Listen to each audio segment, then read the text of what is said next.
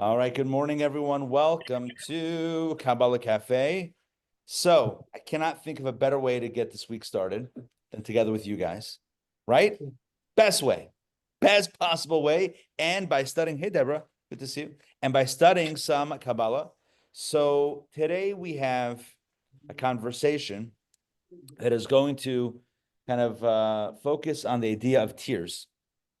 Now, the goal of today's session is not in any way to be negative, sad, depressing, or any negative emotion. On the contrary, it's all about growth and understanding the role of tears in that. And I will tell you the context, as we kind of concluded last week's class, was about the shofar.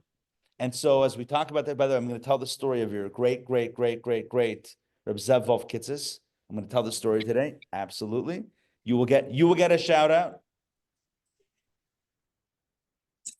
I don't think today is going to be a tearjerker, but I'm going to tell the story about your predecessor who cried, and the story about how that was transformative. And the goal of today's class is to understand the difference. One of the goals is to understand the difference between.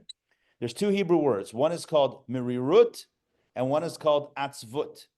Now, in English, we might translate mirirut at marar. What does marar mean? Bitter. Bitter. So bitterness, but not like that bitterness. Not the bitterness of someone who's like, I'm bitter about life, but bitterness in a bit of a different way. And atzvut, which again we'll clarify, and atzvut means sadness, maybe even depression. So the goal today is to explore the difference between these two dynamics, the power of tears, the power of a broken heart, which is really about an open heart. So let's begin with my favorite biblical character, and I'm sure yours as well. I'm kidding. I have no idea if he's your favorite or not. And his name was Joseph. And I typically usually say that he's my favorite character because I think that, I don't know, for whatever reason, his drama is just incredible on a story level, but also just on an emotional level. It's incredible. We all know the story of Joseph. He is the beloved son of Jacob, Yaakov Avinu. And as the beloved son, he receives the coat of many colors, as beloved children do, much to the consternation of his older siblings. Remember, he is born number 11 out of 12. At the time of his birth, not so shockingly, he was the youngest of his family, until there was another one. But at the time of his birth, he was the baby. And as we see right now, babies get a lot of hugs. Babies get a lot of love. Right? Babies get a lot of love. And he was not only the baby of the family for a while, he was also the firstborn to Rachel Imenu, Rachel. By the way, speaking of tears, Rachel mevakeh bana. Rachel cries for her children. We can speak about that later.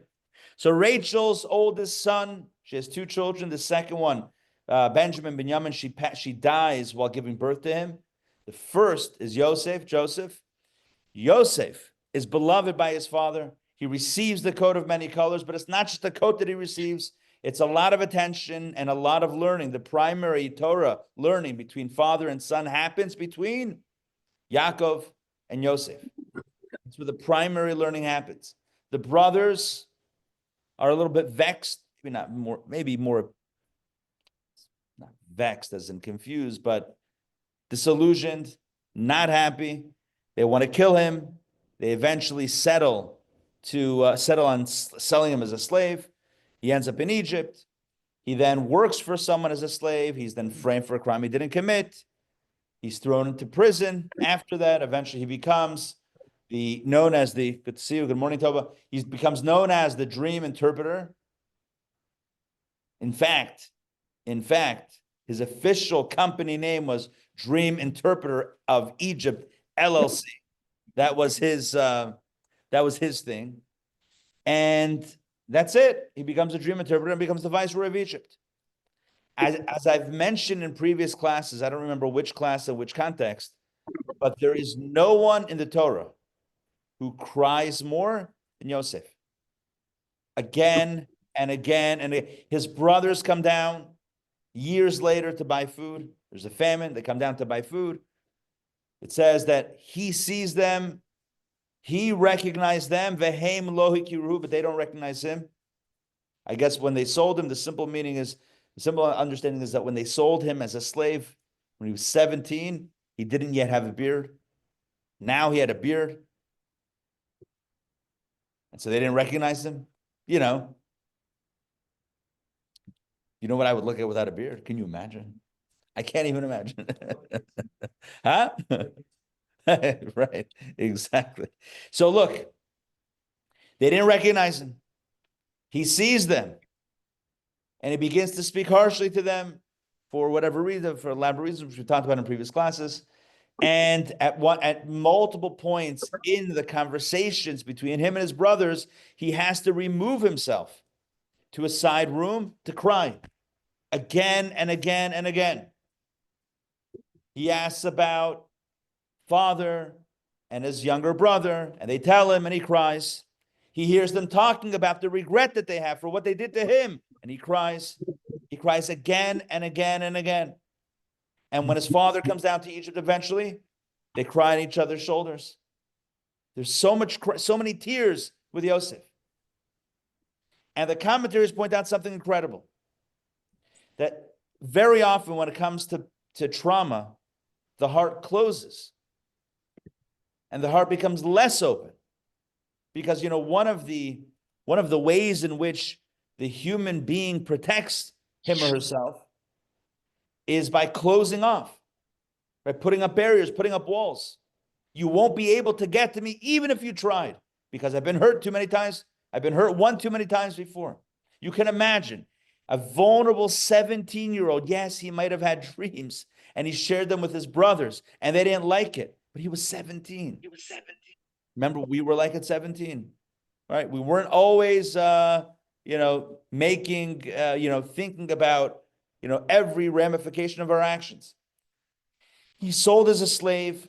He's then framed for a crime he didn't commit. He's thrown in a dungeon in Egypt. You can imagine what the conditions were like there. And you can imagine that an ordinary human being would be forgiven for putting up a lot of walls and barriers around their heart. In other words, it's a self-defense mechanism. It's normal. It's normal for the heart, after it's been wounded, after it's been struck, to say, okay, that hurt really, really deeply. You're not going to be able to do that again. I'm going to put up such tall and thick walls around my heart, you're not going to be able to get in. Most people, I can't say most, many people, given the trauma, given the circumstances of Yosef's life, would have responded that way. Uncaring, unfeeling, unopen to others. And yet, again and again and again, we find that Yosef is crying. He is open and he is emotional and he's in touch with his emotions. It's not like the tears don't come. After 20 years of trauma, they come. The tears flow. No one cries. In Torah, no one is said to cry in Torah more than Yosef HaTzadik. They tell a story. Now we get into your Alter Zayda story. So the story goes with Reb Zev Wolf Kitzes. He was a chassid. He was a disciple of the Baal Shem Tov. And the Baal Shem Tov told him, how many generations? Elaine, how many generations has it been? 1700s. Yeah, it's been a few. It's been a few generations. The Baal Shem Tov, the founder of the Chassidic movement, tells Reb Zev Wolf, I want you to be the shofar blower this year in the synagogue, which is an incredible honor. There's one person who blows the shofar in the synagogue. That's a big deal. And what happens? He tells him, I want you to blow the shofar, but I want you to do it based on the mystical intentions. We call this in Hebrew, kavanot. Kavanah means intention. Kavanot is plural. So I want you to, when you blow the shofar, have in mind all of the spiritual levers that are being pulled, all of the spiritual Kabbalistic meanings of the shofar sound. And so for months, he studies and prepares. And he gets himself ready. And then he writes himself a cheat sheet. Maybe not a cheat sheet. That has a negative implication. You remember, quarterbacks, they have these armbands. They flip up. It's got all the plays on there. So my kids are in flag football at the JCC. So their coach, maybe one of them, the coach has them armbands with the flip up with the plays on it. So he can call a play, like, okay, this is what I'm supposed to be doing, right? It's a reference. It's a note. So he wrote himself a note that had the kavanas, the intentions, the meditations. And he gets up there, it's Rosh Hashanah. He gets up there, and now it's his time. It's a very, in a shul, in a synagogue, the time of the shofar sounding, it's a very awe-inspiring time. There's a lot of energy in the air, a lot of anticipation, right? People in the back are placing bets as to how long the Tekiah Gedolah is going to be. What's the under-over 10 seconds, right? Like, how's this going to work? How's it? Yeah. And when he gets up there, I'm joking his head, he gets up there, and his mind in the moment goes blank, and he reaches into his pocket. Good morning, Jessica. He reaches into his pocket to pull out the note, and there's no note.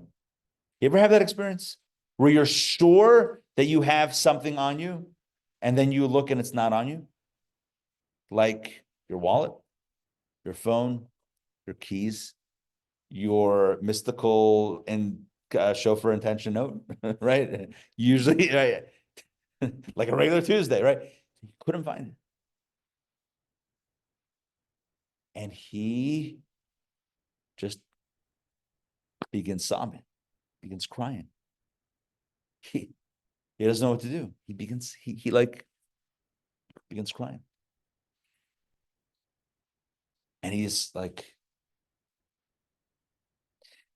this is a story that I've heard many times and read many times. Can I tell you exactly what he was feeling at the moment? No. But it says that he was crying very deeply.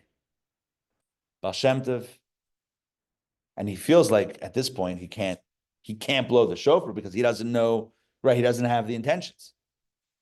Baal Shem Tov says to him, "Nu, blow the shofar." So he does. He blows the shofar without any intentions, without any mystical thoughts in his head. He just blows the shofar. After the service, the Baal Shem Tov goes over to him and says, "Reb Zev," or Reb Wolf, whatever he went by, Reb Zev Wolf. And both mean the same thing. Zev means wolf in Hebrew. Wolf, as you can imagine, is also wolf with a little bit of a Yiddish flair. Zev Wolf. Anyway, he goes over to him and says, "That was the best shofar blowing that I can recall. It's fantastic. Yasher koyach. Great job. Best ever." He breaks down again. He says, "I flubbed, Rebbe, I flubbed." So he says to him, because in heaven, in Shamayim, in heaven, there are many different chambers. And every chamber has a different key to unlock that chamber. Chamber of Yerushalayim, fear of heaven, chamber of love of Hashem, chamber of Parnasa, of life, all these different chambers up in heaven. But then there's something called the master key. The master key unlocks all the doors. And he said, you know what the master key is? A broken heart. A broken heart is the master key in heaven. And that accesses all of the chambers. You ever see like a building maintenance person walk around with those, I don't know if that still is today, but you have like, a big round keychain, like a thick keychain with like 100 keys on it, right?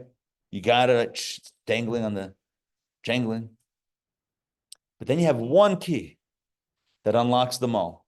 It's a master key. So what's the master key? It's a broken heart. Lev nishbar. A broken heart is the master key. Which reminds us of the following. That one of the most powerful realities that we have. One of the most powerful experiences that we can have is the experience of our heart being open. Because so often, like we would have thought by Yosef, we put up walls around our heart to protect ourselves. I'm not saying that it's necessarily born of trauma or of difficulty, but it could be. It could also not be. It could just be going through life. We've decided it's better to protect ourselves than to leave ourselves open. It might just be that we've made a decision. We've looked at the options and we've said, you know what? It's probably better to put up a tough front, right? And to be strong and to not be so vulnerable. I'm probably going to get better in life if I do that. Comes along the Baal Shem Tov with this story, with Rabbi Zev Kitzis, and he teaches us something phenomenal and something powerful. That in truth, it is a broken heart in the sense of an open heart that really allows us to connect with Hashem. Now, does every open heart need to come through brokenness? Not necessarily. The whole point of our discourse that we're studying is how to I don't mean this literally, but how to self-break the heart. How to not wait for life to break us open, but how to break ourselves open. How to not wait for, God forbid, negative things to happen or disappointing things to happen, right? God forbid, but rather to self-generate this openness of spirit, this being fully present in our relationships, in our conversations, to be vulnerable. It's very difficult. I think that as a demographic population, kids have a stronger ability or greater ability to be vulnerable. Kids typically, most kids at a very young age, don't have a problem asking questions. But as adults, we walk into a store and someone says, "Can I help you?"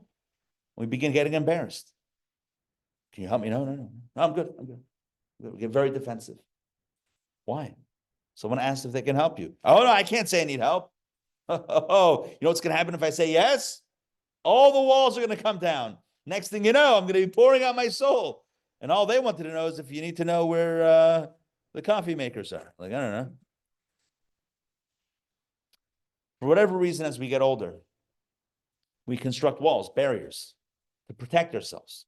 But in doing so, in protecting ourselves, imagine if you want to protect a tree or a flower, and you say, you know what? It's a beautiful flower in your garden, a beautiful rose, but you don't want it to get damaged, harmed, so you're going to spray it with something.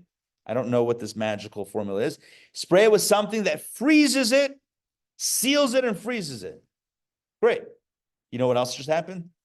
It's not going to grow. You just froze it in time and space. Again, I don't know if there is a magical spray. I'm thinking like even if you like painted it, doused it in like acrylic or something, like some sort of like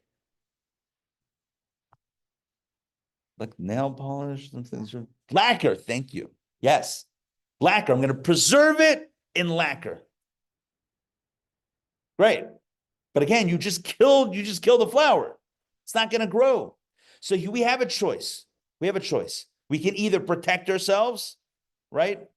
By mummifying, lacquering, whatever you want to call it ourselves, or we can allow ourselves to feel and to sometimes be a little broken and to allow ourselves to be vulnerable, but in the process, we get to grow. There's a story that's told, another Hasidic story, about someone who came to the Rebbe, to their spiritual guide. They were asking for a blessing for a child. And the Rebbe, whichever Rebbe it was, says to this person, "I'm sorry, but there's nothing I can do. I can't give you the blessing. I've seen on high, I've seen above that it's not in your destiny. I can't give you the blessing." The person walks out, walks outside of the office or the meeting room and just begins to, just cry, just completely just broken open. A few minutes later, person gets a call back into the room. and they're given the blessing. What happened? The person who you were 5 minutes ago, that person's destiny was not to have a child. But by breaking yourself open, you became a new person. And that new person can have a different destiny. And that person's destiny is indeed to have a child or can be blessed with a child. There's something incredible that happens when we break ourselves open. I've quoted this before. Rabbi Dr. Abraham Torsky. So he lived for many years in Pittsburgh, where I'm sure by now you probably know that's my hometown. And I remember Rabbi Torsky as the one who would give the drasha, the sermon, Shabbat in our synagogue. It would always be very short and to the point. It's fantastic. It's like a 5 to 7 minute sermon. You got in, you got out. Anyway, Rabbi Dr. Torsky, there's a video on YouTube. You can search it. Talks about a lobster. And I've shared this also in various contexts before, in classes and in maybe high holiday services. You have a lobster.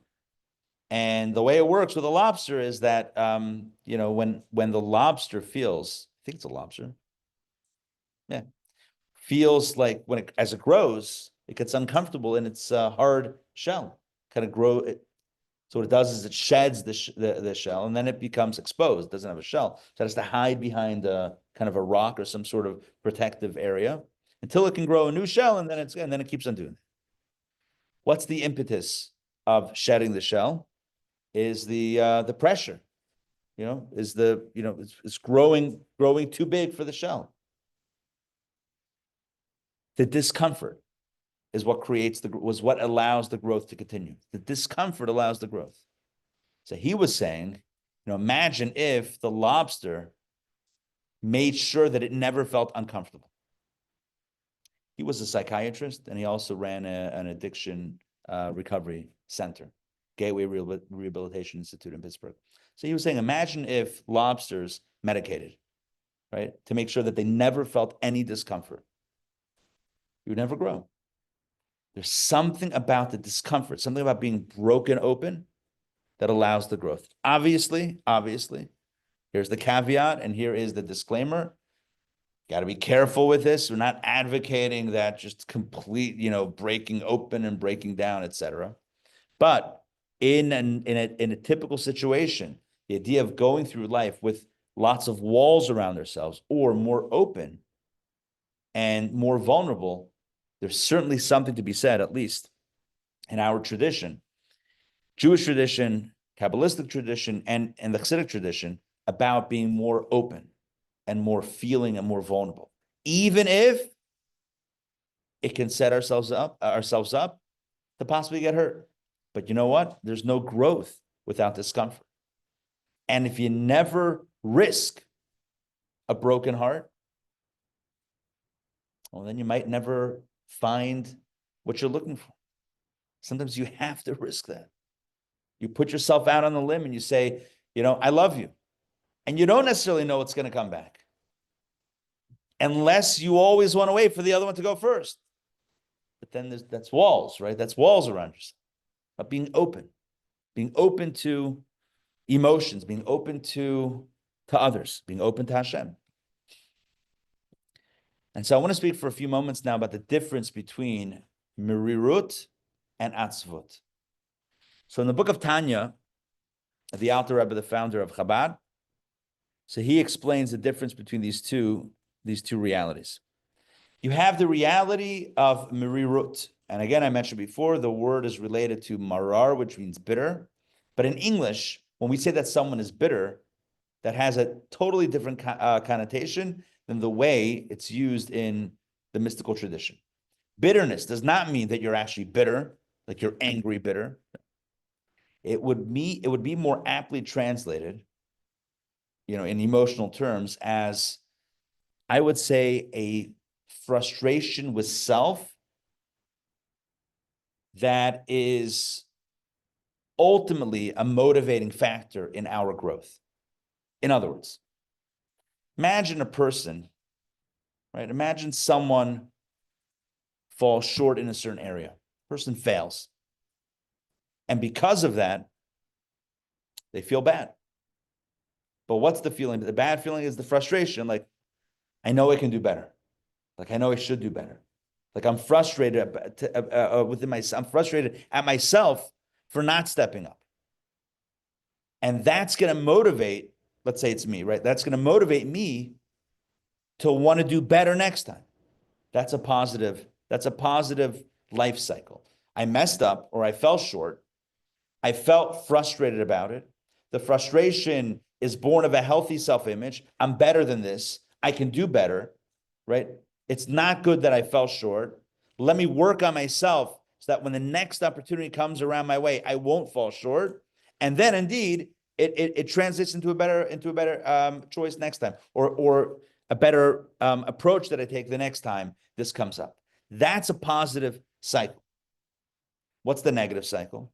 The negative cycle is I mess up, and then I think that about myself. Who am I? I'm a failure. I'm no good. I'm terrible, right? I keep on failing. I might as well give up.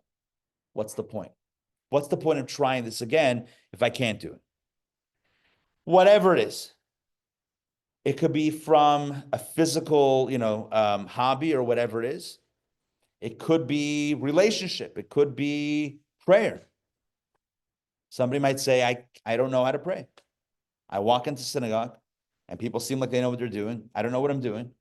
And even if I'm holding the English side and reading the English side, it doesn't mean anything. And I become like despondent and say, like, I'm wasting my time. There's no point. It can show up, it can be manifest in so many different places. But at the core, this is what we call atzvut, not merirut. This is not a frustration that leads to a good resolution, a positive fire that's lit under the person to do better. This is an energy sapper. In other words, the core difference between what we call merirut and what we call atzvut is, yes, in the experience, but where you really see it is in the outcome of the experience. So what is it causing you to do right now? What do you feel like doing? On the heels of your failure, what are you going to do now? Are you going to be more motivated to be better, or you just want to hide under your covers? Which one is it? That's how you know. The proof is in the pudding. That's how you know. Was it merirut? Was it lighting a fire under you? Or atzvut? This kind of sadness that just sucked all the energy out of you. Did it give you energy, or did it take your energy? Did it fill you with motivation, or did it sap all your motivation out of you? I've said this before, and to me, it's one of the most transformative teachings of the mystical tradition. The Yetzer Hara, and if you know this, it can change your life. The Yetzer Hara, the evil inclination, does not care if you sin. It only cares that you feel bad about sinning. That's what it wants. It doesn't want you to sin because sin is bad. It wants you to sin because after you sin, you'll feel bad about sinning, and you're more likely to define yourself as someone who's a failure, someone who messes up, and therefore it's got you hook, line, and sinker. You're now less motivated to do something positive in the world. That is the agenda. The agenda is never the sin. It's always what comes after. Like in scandals, it's never the scandal. It's always the cover up, right? It's not about the sin. It was never about. The Yetzer Hara says to Adam and Eve, the serpent, hey, go eat from the forbidden fruit. It's about eating from the forbidden fruit. No, it's about the spinning. It's about the cycle. It's about the breakdown that follows. It's about causing the person to point fingers afterwards, not take responsibility, feel like a failure. And then when you feel like a failure, now you're really going to mess up. Now you're really going to head down the rabbit hole of negativity. Because why shouldn't you? You've defined yourself as a person who messes up, who's not strong. That's the agenda of the Yetzer Hara. That's the agenda of the evil inclination. It's never about the sin. It's always about the emotional tailspin that happens after the sin. That's the agenda. Not that it minds that you sin. Trust me, it's fine. That's okay also. That's like icing on the cake. But the cake is really not the sin itself. It sounds kind of crazy. We're minimizing sin. Look, based on what we talked about the last few weeks, if we mess up and because of that, we're motivated to do better than before, that sin was the best thing that ever happened. Best thing that ever happened. But if it puts us in a tailspin, worst thing. Who determines that? That's us. Some people maybe naturally are predisposed to viewing failure as a catalyst, as a fire lit under them to grow and to do better. Maybe some people are more predisposed, maybe genetically or whatever it is. Maybe some people are more predisposed to, when encountering failure or their own failure or their own disappointment to to kind of shut down and to fall inward. Maybe there's some genetic, some sort of, maybe even soul genetics at play. It might be. There might be something to that. But at the end of the day, we've been given free choice. And what that means is that in the wake of our actions falling short, let's just call them failure. We have two options. There are two paths, two doors in front of us. You can either open up the door of motivation or open up the door of despair. Either I messed up, therefore I'm motivated to not do that again, or I messed up and therefore I am a mess up. I am a failure. I am a bad person. I am terrible. Oh yeah, I can't even look at myself in the mirror. That's what that looks like, that door. And you can imagine, hopefully, that Kabbalah encourages us to open up door number one and not door number two. Sadness, it's been said, Kutzker Rebbe said this, Rabbi Nachum Mendel of Kutsk. He was known for his very sharp aphorisms, statements. He said the following: sadness is not a sin, but the damage that sadness can cause is greater than the damage that any sin can cause. It's not a sin, but it can cause even more harm than a sin. Why? Because it keeps us stifled, keeps us ultimately away from our purpose, away from where we need to be. And so we have this fine line, this razor edge between a broken heart that's healthy and a broken heart that is devastatingly unhealthy. Between a broken heart that leads to an open heart, that yields to discovery and growth and motivation, and a broken heart that leads to falling apart and crashing and not wanting to ever get back up. And that line is very thin. It's a razor thin line. The language of the mystics, I think we've encountered it even in our text, a subtle reference to it. It's like holding a knife. A knife can be life-saving. It can also be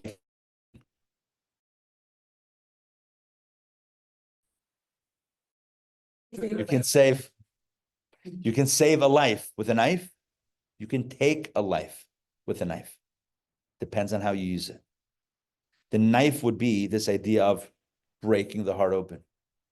You can break the heart open, and it can be the greatest blessing in life. And it can be also, conversely, God forbid, devastating. One idea, and this is the one that we encountered, is that if we're ever going to proactively kind of break ourselves open, it has to be with a healthy mindset. That I'm not breaking myself. I'm not ruminating, meaning I'm not like thinking about the things that happened to me or the things that I've done, the negative stuff, in order to fall in a downward spiral. No, on the contrary, I'm only thinking of these things to open me up and to become strong in the process. That's why we said that the time to think about these types of things, our failures, and therefore what we need to do about them, is in the context of tikkun chatzot. That midnight prayer. Remember we talked about that a few weeks ago? It's like a midnight prayer. Everyone's like, what's the midnight prayer? Yeah. It's an opportunity at night when it's quiet to think about our lives, to think about our successes, but pretty much our failures, the areas in which we've fallen short. And to think about what it is that we can do to rise, to become stronger, to become more motivated because of our failure.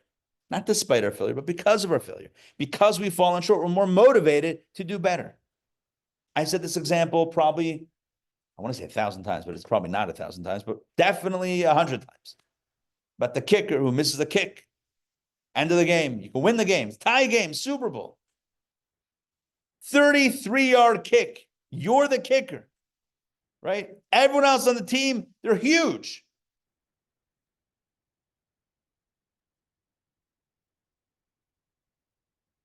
You're the small guy on the team. And they only keep you around for one reason, to make kicks. Because you can't do anything else on the field. Because everyone else is going to run you over. Listen. After class, remind me, I'll show you a picture of me and Hines Ward, the former Steelers wide receiver. I met some of the Steelers team randomly in Buckhead, in the W in Buckhead back in the day, some years ago. Anyway, funny story.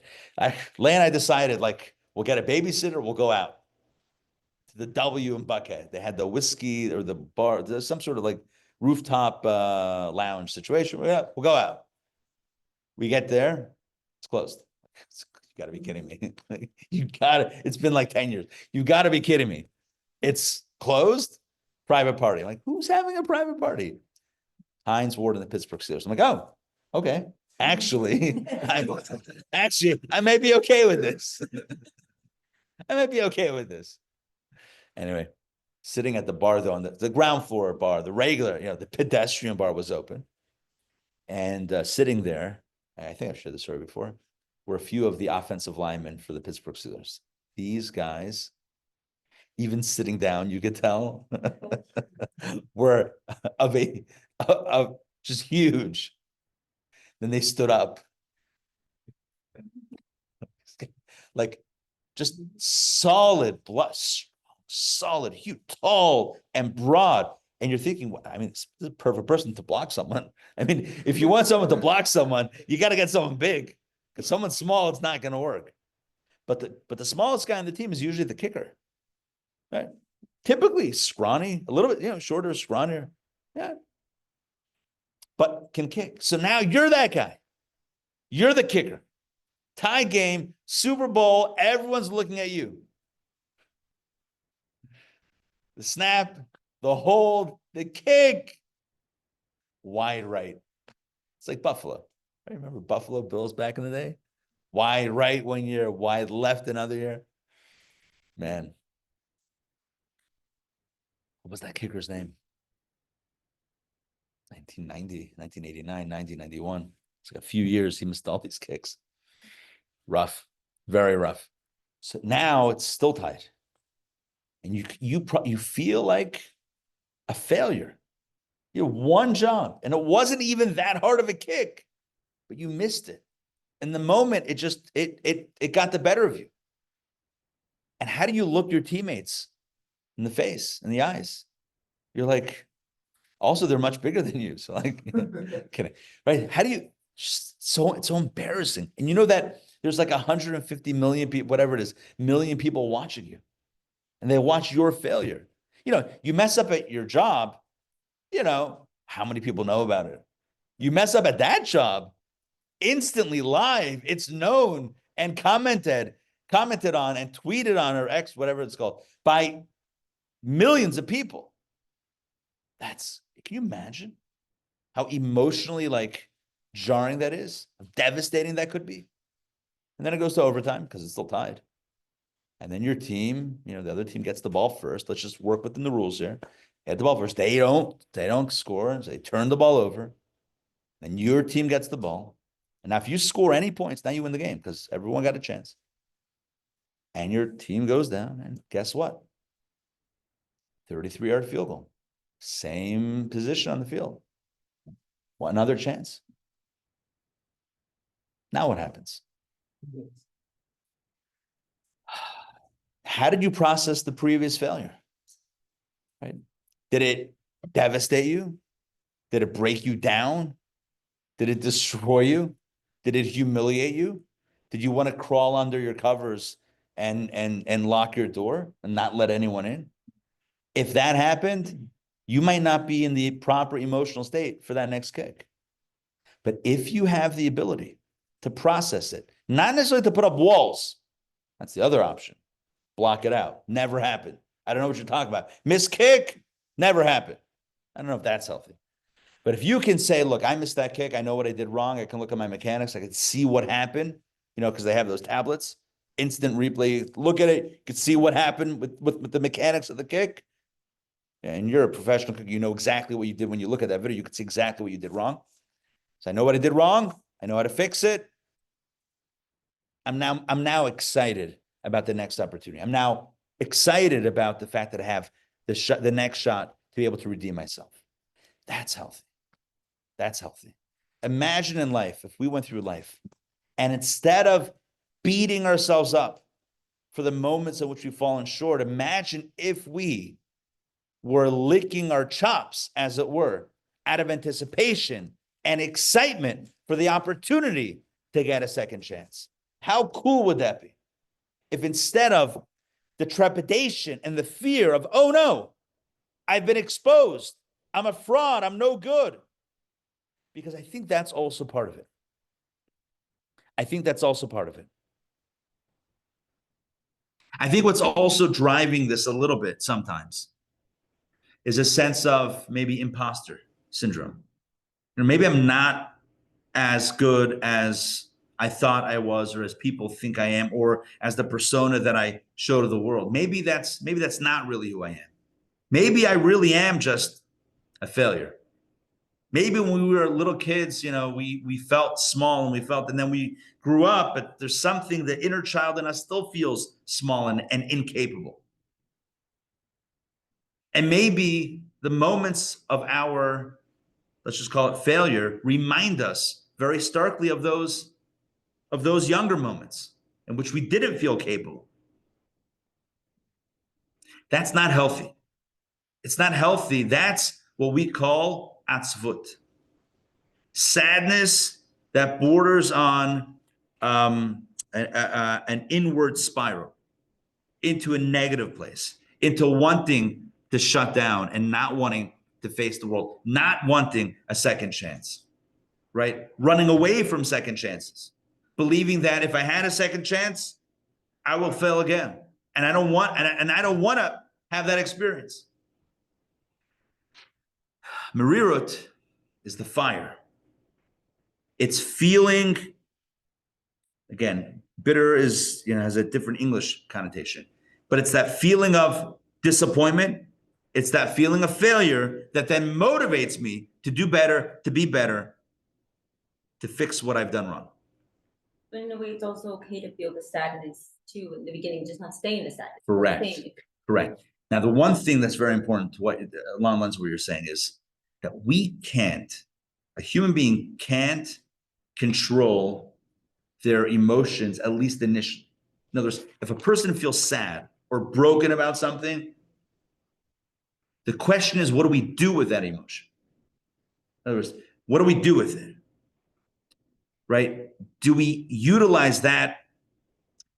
Let's say, right, we're broken. So that was something that happened to us, or maybe something that we did, but it's the objective reality is we're broken. We're broken open. That's just, what do we do with that? What do we do with the pieces?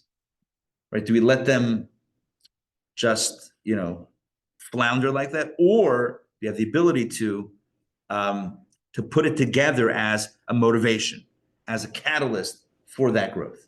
I think sometimes that emotion has to come out, like release it just as humans. And I think sometimes we, as children, it's like, don't cry, but it's like, we have to cry and release that, and then will come the, this motivation. Correct.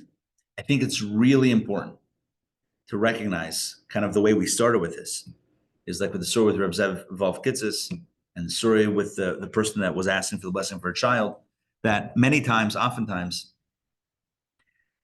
it's that brokenness that is the key to the growth, right? You can't get that growth without the brokenness. But brokenness, there's two types of brokenness. There's healthy and unhealthy, right? And by unhealthy, the one that we would self-define as unhealthy, because we know it's not making us better or stronger. Tell you one story, an anecdote. It's not more of a parable than a story.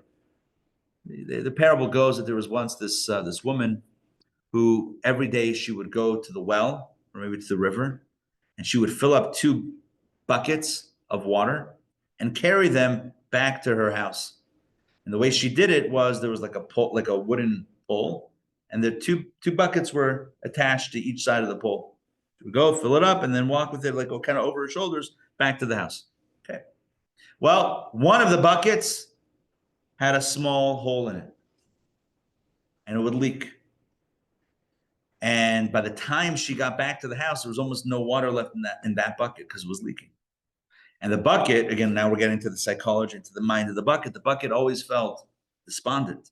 It would look over to the other bucket and say, that bucket is whole. That bucket carries the water. Me, I'm a failure. Look at me, I'm cracked, right? I don't hold the water. I'm a failure. I'm no good at my job. One day, the bucket finally speaks up and says to the woman, why do you keep me? Why do you get rid of me? Why do you throw me into the garbage? I'm no good. I'm a failure. I'm broken. She says, little bucket, you don't think I realized? You don't think I see the cracks within you? Look down. And the bucket looks down and sees that exactly under it, on the path to her house, she planted flowers. And as she walks with the bucket and the bucket drips water, the water is watering those flowers. A beautiful garden of flowers that are blooming. Why? Because of the cracks. The question is not, do we have a crack? Do we not have a crack? Every human being has a crack. The question is, do we recognize it as an opportunity, or do we see it as a liability? Do we see it as a weakness or as a strength, a badge of shame or badge of honor? Who is it? Leonard Cohen. I know I asked who is it, but I remembered, as I said. Leonard Cohen, in his song called Anthem, has a stanza in his lyrics that reads the following. Everything, I'm paraphrasing, everything has a crack. That's the way the light gets in. Something like that. Maybe to everything there is a crack, whatever, right? Everything has a crack, but that's the way the light gets in. You could look at a crack and say, it's flawed, it's broken. We live in a society in which if there's a crack, we get rid of it. Oh, it's broken, we toss it. We don't fix it. Who fixes things now? Fixing things? Don't fix it. Take and toss, right? You toss it out. It's broken, it's cracked, sorry, it's cracked. All right, we'll get a new one that's not cracked. Do we stop and ponder the beauty of being broken open? The beauty of the openness. This is the message of the power of a broken heart, and really the power of tears. The idea of tears, crying, it's not, it's not just like feeling pain, so I'm crying. It's an expression of the soul. That the soul is almost seeking to come out and to be exposed and to be accessed. And it's crying out for us to pay attention, not to cover up, not to smother or to stifle, but rather to act on it, not to beat ourselves up, but to recognize that if we're crying, it means that we're sensitive, that we have a heart and a soul that feels. And let's capitalize on that in a positive way, not to get stuck in a negative spiral, negative cycle, but to recognize that we can grow from this opportunity. So with this in mind, I think we're ready to finish chapter 4 of our text. Jessica, please take and pass. And Belinda, please take and pass as well. Today, we're going to, in our text inside, we're going to read about the different sounds of the shofar. And different sounds of the shofar represent different types of crying. We started this last week, but we only did the first paragraph of what's basically like a page and a third of this material. So today we're going to finish it off. Okay. One more. Yeah. Thank you. Oh, we're good? Okay. It came back around. All right. We are on page number 84. We're going to start again from 84 at the bottom of the page where it says the cry of the shofar. I will pull this up.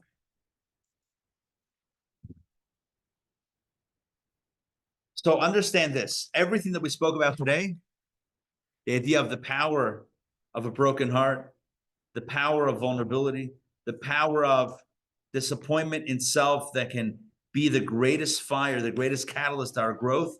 All of this is born of the fact that we are created in such a way that we can fail, that we can mess up, that we can become broken.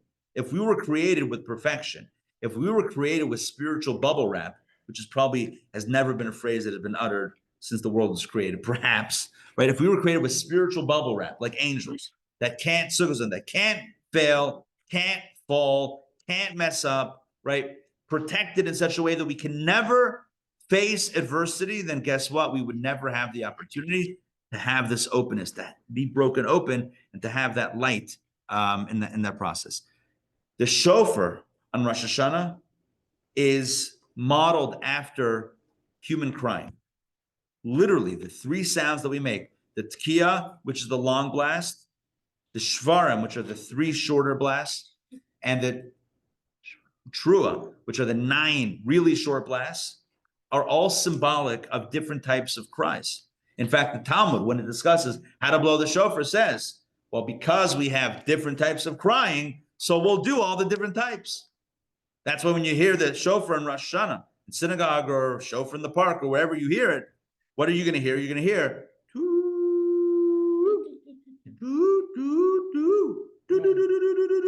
right? Different cries. And where does it come from internally? So he's about to explain. A long blast, a long cry represents a broken heart. But the shorter cries represent a broken heart that's so broken, you can't even catch your breath. That's a really broken heart. But remember, the goal here is not to remain with a broken heart. The goal is not the brokenness, but the energy that is born of the brokenness. It's the brokenness that's the key, but you got to use the key to unlock the potential. If you feel the disappointment, the frustration, and it just remains there, that's not healthy to be frustrated and disappointed. You got to use that as a catalyst for greater growth. Then it's important. Then it's powerful.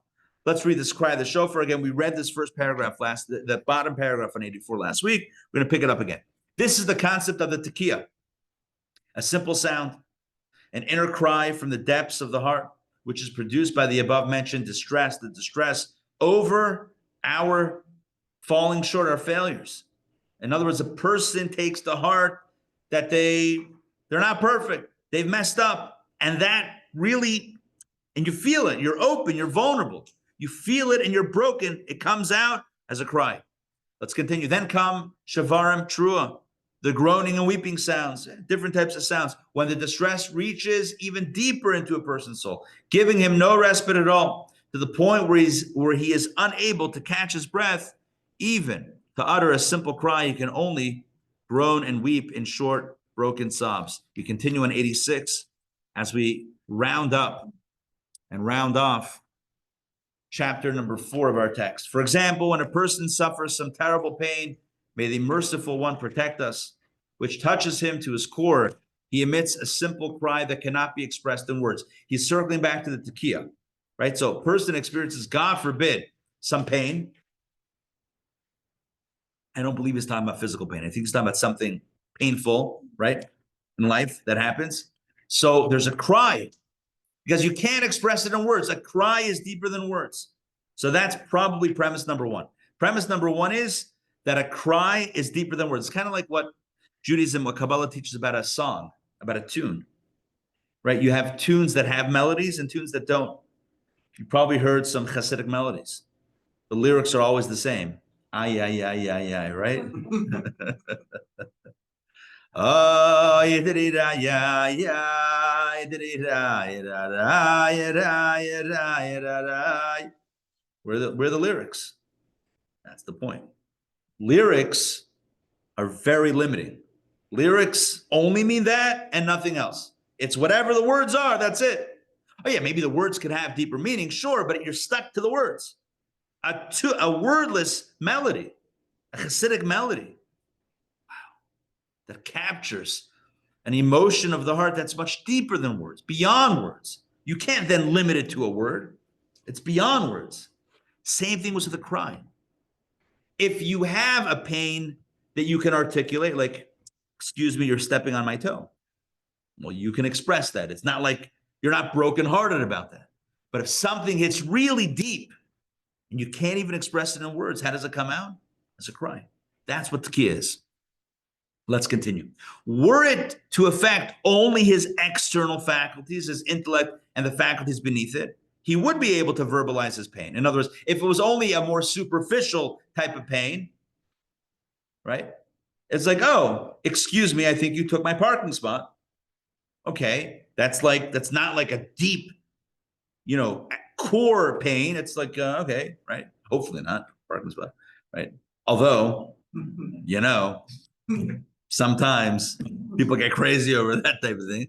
But I'm just trying to think of examples that are not so crazy. So you can verbalize it.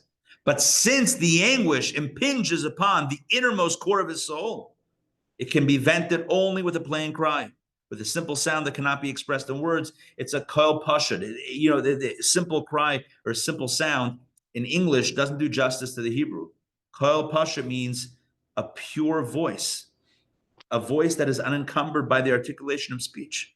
I mean, as I'm speaking now, if we want to get like super meta and like wooey to the point that I may trip up myself in words, but like if you think about it, I'm speaking and articulating words, which is crazy that you understand what's in my head based on me speaking. It's kind of weird, right? Because I'm moving my lips, tongue, mouth, in different parts of my mouth as I'm emanating voice. So now you understand what I'm saying. It's weird, but that's what language is. That's the magic of language. But then there are things that are deeper than language. Language expresses ideas and feelings up to a certain point. Beyond, deeper than that, language has no language. There is no language. For the core of the soul has no language. It's like what Kabbalah says about God. God has a lot of names, but you know what? God's essence doesn't have a name. It's just you or I. The opening of the 10 Commandments, Anochi, I. Deep pain that's deep, that's really deep, no words can articulate. It's only the kol pashut, it's only the pure sound of the voice itself that emerges. You can't start, moving your lips and your tongue and your throat and your palate and all of the 5 articulations. The Kabbalah says there's 5 spaces within the mouth that I'm not the speech therapist, but like how sound is produced in language. You can't do that when it's too deep. All that comes out is the cry, is the voice, unimpinged by any, intellectual definition. That's the tekiah. That's the first level. Let's continue. This is true, however, only if one's heart can get a grip on the matter. Then he can emit a simple cry, which indicates his heart's dilation and expansion. Hold on, dilation and expansion. Let me see this for a second. His spashtos, the his rachvos halev.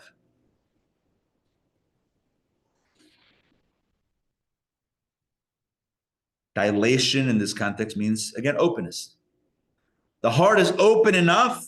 Does dilation mean open with the eyes? Is that what happens with dilation? The pupil. Yeah. It means it's open. It gets bigger? So light. Perfect. So it works in English. Good. This rachvos v'hispashtos also means double expression of expansion. Good. Dilation, expansion. They got some good synonyms in there. So the heart means if the pain is not so deep, you can talk about it. If the pain is really deep, you can cry about it. But if the pain is even deeper than that, can't even cry. You can't even get out even the kopash. You can't even get out a voice. You're so broken, you can't even emit any sound. Let's continue. This is possible for as long as the heart can bear the distress. In other words, a sound can come out as long as the heart can bear it. The mind can't bear it, so that's why you have no language. But at least the heart can bear it as long as the matter is somewhat grasped and settled in the heart. But when the pain penetrates the innermost core of his soul to the point that he cannot bear it at all, then his heart becomes so constricted, not open, that he is incapable of crying except in broken sobs. Think about it. It's almost like crying on 3 levels. Crying with the mind, crying with the heart, and the soul. Crying with the mind, crying at all. You're speaking, right? Excuse me, you took my... Oh, you thought that's yours? It's mine. Whatever. I don't know why this got contentious in my example, but like you're upset about something, but you're able to articulate. So you're not crying. So that's what I call a cry of the mind is not crying at all. It's you're speaking. A cry of the heart is where the mind can't articulate. You can't string together words. All that comes out is a cry. The sound, the voice comes out. A cry. A cry of the soul. When the soul cries, not even the heart can contain that. It's deeper than the heart. And that comes out as broken sobs. A little bit of sound, a little bit of voice, but then it gets caught. Sometimes you can't even, the cry doesn't even come out. Let's continue. Similarly, when the anguish over one's sins and transgressions which have plunged him into the depths of the klipot is the shell that covers over holiness, penetrates deep into the innermost core of his soul, to the point where he simply cannot bear the realization that he has sunken so far into impurity and sitra achra, the other side, and that he is so extremely distant from godliness. This is a very long sentence. When a person comes to that realization, that's not pain of the mind, that's not pain of the heart, that's pain in the soul. That's a brokenness in the soul. He is then unable to utter even a simple cry due to the profound pain and distress that touches the innermost core of his soul. He rather only groans and weeps in short gasps, as he cannot calm himself at all on account of his terrible anguish and constriction. This corresponds not to the tekiah, but to shavarim trua. The cry of, if you put them all together, so clear. Tekiah is when the heart can contain it. The pain is deep, but at least the heart can contain it, or the heart is expressive of it. But when the soul is in pain, when the soul is broken, not even the heart can contain it. And thus it comes out in broken sobs, or maybe, the idea of constricted sobs. Let's continue and close out this chapter. The cry of tekiah, shavarim, cherua, which is the combination of all 3 sounds together, represents the flight from spiritual distress and the pull of the essence of one's soul to the essence of Ein Sof. Then the tekiah is elicited from on high. As the verse says, the Lord God shall sound the shofar. And of course, I'm sure you know what this means, right? Tekiah, shavarim, trua, and what comes next? Tekiah. Right? In the cycle of the sounds on Rosh Hashanah, you do the long blast, the 3 short blasts, the 9 even shorter blasts, and then what happens at the end? You get another long blast. And even at the end of all of those cycles, you get the tekiah gadola, the really long blast. And he says that is symbolic of God's response from on high. When we blow the shofar, meaning when we are open, when we're vulnerable, all of this is an expression of vulnerability. Like a heart and a soul that's open and vulnerable and real and able to look itself in the mirror and say, I've fallen short. I need to do better. That's what comes out. And then in that context, when that comes out, then the response is a tekiah from on high.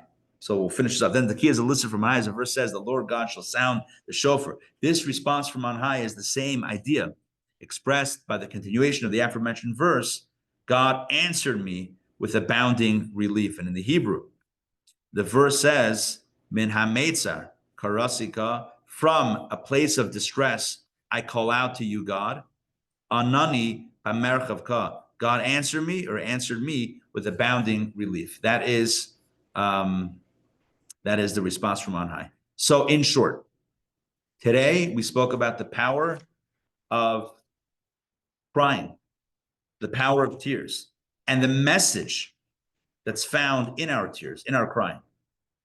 And far from being a shameful experience or negative experience, the ability to cry means that we're in touch with our truth. We're in touch with our humanity. We're in touch with our spirituality. We're in touch with our vulnerability.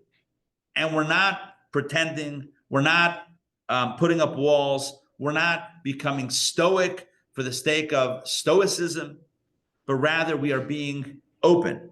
We're being vulnerable. We're being real. And we are being, the right word, how to say this, we are in a state in which we are open to growth because of confronting our shortcomings. Look, there's two options in life. There's more, but in our context, two options. One option is you can say, it is what it is. I've messed up, but I don't care. And I'm moving on and just whatever. You're not going to like let it get to you too much. That's the wall. That's the wall approach. You put up walls. So yeah, I make mistakes, but you know what? More or less, I'm a good person. More or less, I do the right thing. Moving on, moving forward, and that's it. The problem with that approach is it's a decent approach, not terrible. The problem with that approach is you don't really have the breakthrough. There's no breakthrough. The breakthrough happens with a broken heart. The breakthrough happens when we're actually devastated, right? When we actually feel the devastation. We feel like broken. Reb Zev Kitzes forgets the meditations. He doesn't say, fine, I'll blow the shofar without the meditations, right? You would say a person who's, strong character would say, all right, I was told to blow the shofar with the meditations. I forgot the meditations. It's a big moment. I get that. I thought I had a piece of paper in my pocket. I don't have it. The show must go on. I'm being very pragmatic, right? Folks, that's it. It's not happening. We're moving forward. That's a fine approach. It's fine, but there's no breakthrough there. It's not, you don't have the master key that unlocks all the doors. The master key, says the Baal Shem Tov, that unlocks all the doors in heaven is a broken heart. To feel the brokenness is to allow yourself to touch the core of your soul, which touches the core of God, the essence, as you said at the end, the last few sentences, the essence of self or soul that touches the essence of the Ein Sof. It's essence to essence. Superficial touches superficial. You want to superficially gloss over the problems? It's not so bad. Whatever, we'll move on. Fine. But then don't expect a spiritual breakthrough either. Superficial breeds superficiality. Feeling the pain, feeling the brokenness, feeling the despair, feeling the sorrow, and then saying, so what am I going to do about it now? How am I going to grow? Now you have the opportunity to touch the essence of God. Your essence is exposed, and now you're open to touching the divine essence. Is it more painful? Is it more dramatic? Is it more of a roller coaster? Yes. Is there potential that in the feeling of the sadness and the brokenness, we might get stuck here? There is a potential. There is danger there. We are flirting with danger. That's why you got to take that knife of self analysis, cheshbon hanefesh, this internal audit of the soul. You gotta take it seriously, and you got to be very careful. The goal is not breaking yourself down; it's breaking yourself open. Two different things. It's not breaking yourself down. It's not about humiliating yourself. It's not about feeling bad. It's about breaking yourself open, becoming more real, more vulnerable, and therefore more in touch with who you really are. This is Kia, Shvarim, Trua. And when we, on our end, when we're open, then we connect.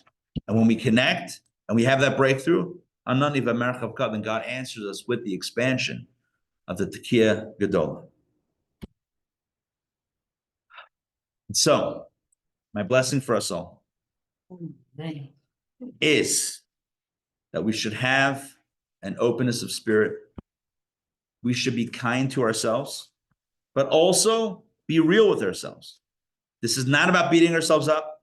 This is not about becoming sad. It's not about becoming despondent. It's not about saying, I'm the worst person in the world, or woe is to me for what happened to me. And like, this is not about shrinking. This is about growing. Think, here's where I am. Here's my life. Here's my reality. I'm broken open, but because of this, I can grow in incredible ways. My friends, let's have a week of growth as we get ready for Passover. It's kind of like, it's interesting because this discourse, which we started, I think probably before the holidays last year or shortly after, in that context, it is more like a high holidays energy, kind of a shofar. And we're now approaching Passover, which is like the opposite pole of the year, 6 months, the 6-month pole.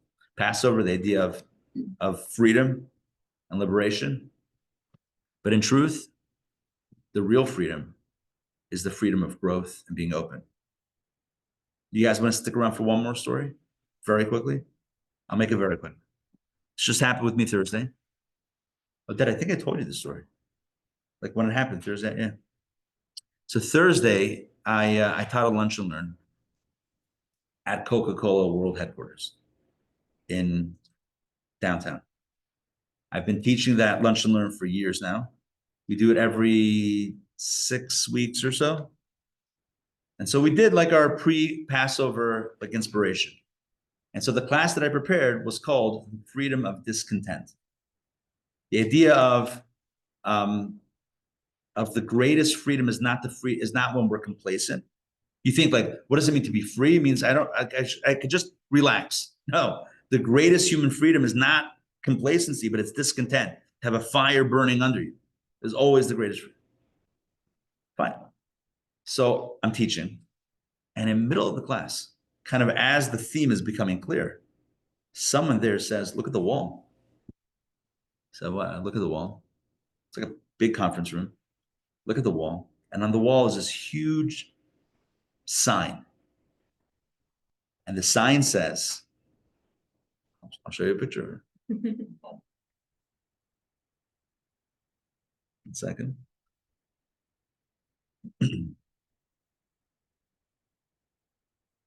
This is what the sign said. You see it? See it? The future belongs to the discontented. And you might be thinking, well, where's that line from? The future belongs to the discontented. Robert W. Woodruff, the famed CEO of Coca-Cola, that was his go-to line. The future belongs to the discontented.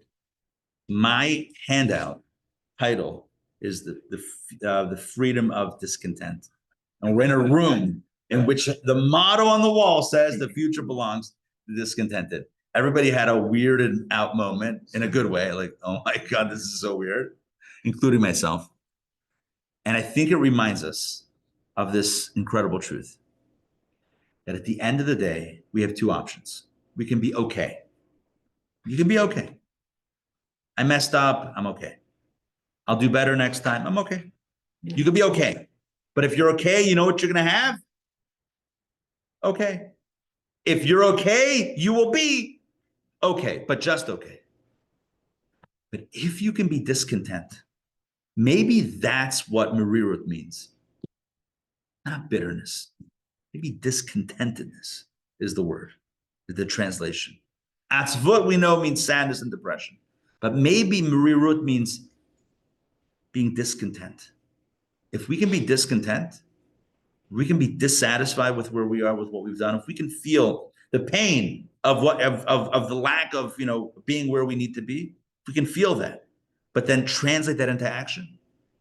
Discontent, not that makes you like, well, then forget about it. Discontent to motivate you as a catalyst for growth, then we can really grow. The sky's the limit. I was telling the people there, like, you guys are working for a company that is selling 2 million beverages a day, 2 billion beverages a day, 2 billion drinks a day. Can you imagine at the meeting in which they passed the 1 billion threshold, what they were saying? It's not enough. We need to keep. Who says that? You're selling 1 billion beverages a day, and imagine a meeting where someone's banging the table. 1 billion is not enough. 2 billion. Who says such a thing? How is 1 billion not enough?